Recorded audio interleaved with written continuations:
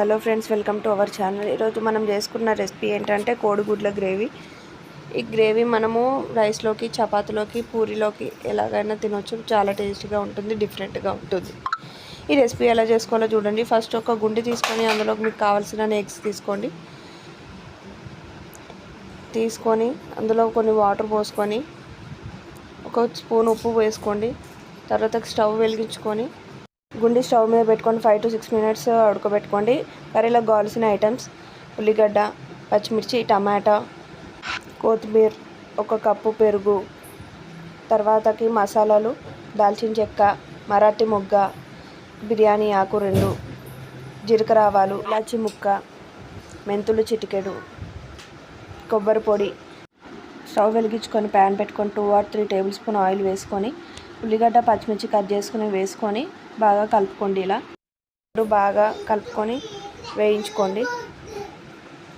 ఇలా బాగా వేయించుకోండి. ఇలా వేగాక ఎర్రగా వేగాక ఉల్లిగడ్డ తీసుకొని మిక్సీ జార్లో వేసుకొని మిక్స్ చేసుకోండి. తర్వాత అదే ప్యాన్లో టమాటో వేసుకొని తగినంత ఉప్పు చల్లుకోండి, మీకు కావాల్సినంత. ఇప్పుడే మళ్ళీ తర్వాత వేసేది ఉండదు. టమాటా కూడా మిక్సీ పట్టుకొని పక్క పెట్టుకొని మళ్ళీ అదే ప్యాన్లో ఒక 2 or 3 tablespoon ఆయిల్ వేసుకొని అందులోకి మరాఠీ మొగ్గ, దాల్చిన చెక్క, ఇలాచి, బిర్యానీ ఆకు, సైజు ఉల్లిగడ్డ ముక్కల్ని కట్ చేసుకొని మళ్ళీ అందులో వేసుకొని బాగా ఇలా వేయించుకోండి. తర్వాతకి ఒక రెమ్మ కరివేపాకు వేసుకొని ఇలా బాగా కలుపుకోండి. తర్వాత స్పూన్ అల్లం వెల్లుల్లి పేస్ట్ వేసుకొని బాగా కలుపుకోండి. కలుపుకున్నాక మూత పెట్టండి ఒక 2 minutes. తర్వాతకి పేస్ట్ చేసుకున్న ఉల్లిపాయ పేస్ట్ అంతా అందులో వేసుకొని ఆ గిన్నెలో కొన్ని వాటర్ వేసుకొని మళ్ళీ పోసుకొని బాగా కలుపుకోండి. తర్వాత ఒక 1/2 స్పూన్ పసుపు వేసుకొని ఇలా బాగా కలుపుకోండి. మొత్తం మసాలాకు అంతా పట్టేలాగా కలుపుకున్న తర్వాతకి ఒక 2 minutes మూత పెట్టి ఉంచండి. స్టవ్ వెలిగించి ఇంకో ప్యాన్ పెట్టి అందులోకి డీప్ ఫ్రై సరిపడా ఆయిల్ వేసుకొని నూనె వేడయ్యాక ఉడకబెట్టుకున్న గుడ్లను ఇలా డీప్ ఫ్రై చేసుకోండి.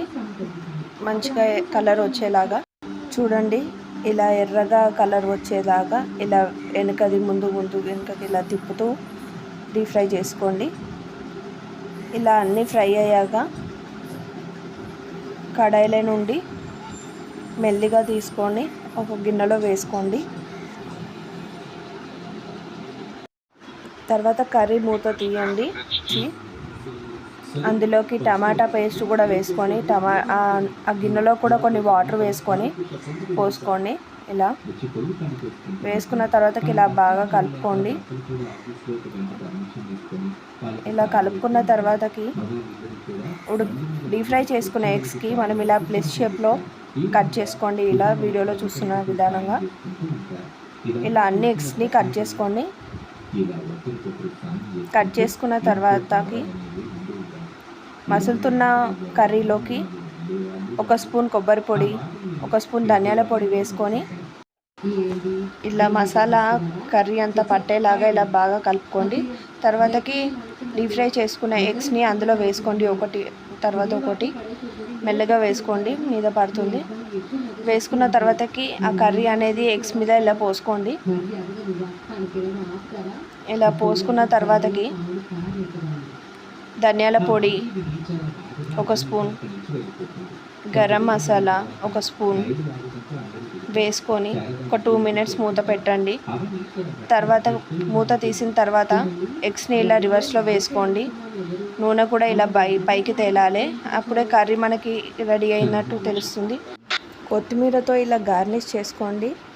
అంతేనండి, ఇంకా కోడిగుడ్ల గ్రేవీ కర్రీ రెడీ.